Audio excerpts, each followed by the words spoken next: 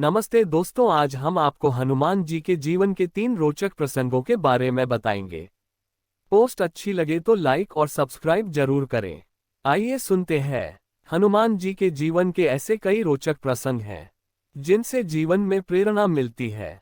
आइए जानते हैं ऐसी ही कुछ रोचक बातों के बारे में कि आखिर हनुमान जी सिंदूर क्यों पसंद करते हैं। हनुमान जी की पूजा महिलाओं को क्यों नहीं करनी चाहिए। साथ ही ये भी जानेंगे कि नटखट नन्हे मारुति ने ऐसा क्या किया कि उनका नाम हनुमान रख दिया गया। शास्त्रों में इस विषय में जानकारी दी गई है कि जब रावण को मारकर राम जी सीता जी को लेकर अयोध्या आए थे, तब हनुमान जी ने भी भगवान राम और माता सीता के साथ आने की जिद की। राम ने उन्हें बहुत रोका, लेकिन हनुमान जी थे कि अपने जीवन को श्री राम की सेवा करके ही बिताना चाहते थे। श्री हनुमान दिन रात यही प्रयास करते थे कि कैसे श्री राम को खुश रखा जाए।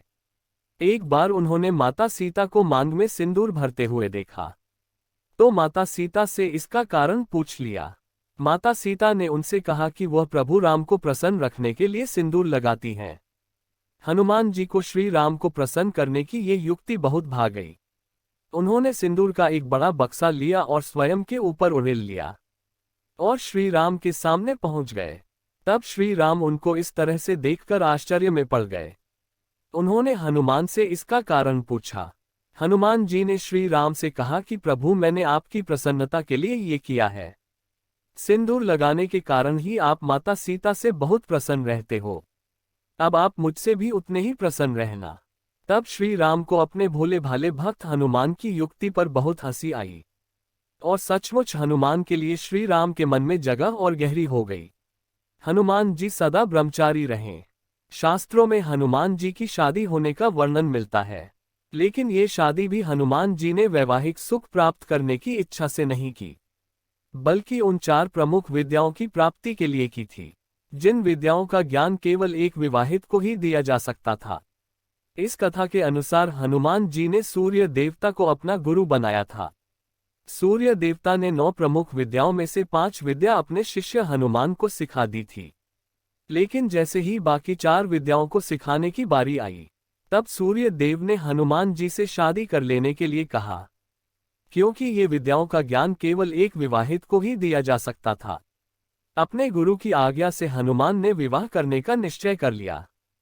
हनुमान जी से विवाह के लिए किस कन्या का चयन किया जाए, जब ये समस्या सामने आई, तब सूर्य देव ने अपनी परम तेजस्वी पुत्री सुवर्चला से हनुमान को शादी करने की प्रस्ताव दिया। हनुमान जी और सुवर्चला की शादी हो गई। सुवर्चला परम तपस्वी थी। शादी होने के बाद सुवर्चला तपस्या में मग्न हो गई। उधर हनुमान जी अपनी बाकी 4 विद्याओं के ज्ञान को हासिल करने में लग गए। इस प्रकार विवाहित होने के बाद भी हनुमान जी का ब्रह्मचर्य व्रत नहीं टूटा। हनुमान ने प्रत्येक स्त्री को मां समान दर्जा दिया है। यही कारण है कि किसी भी स्त्री को अपने सामने प्रणाम करते हुए नहीं देख सकते, बल्कि स्त्री शक्ति को वो स्वयं नमन करते हैं।